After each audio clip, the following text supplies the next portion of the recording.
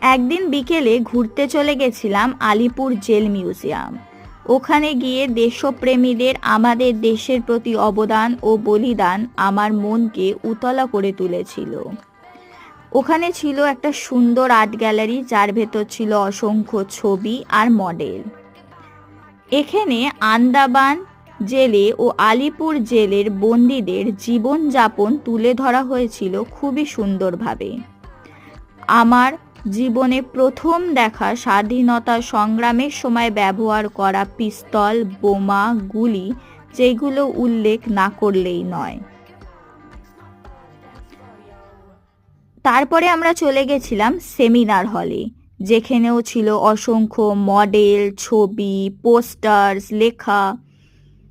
এক কথায় অসাধারণ। আপনারা সময় পেলে এই জেলটা অবশ্যই ঘুরে আসবেন, আপনাদের খুবই ভালো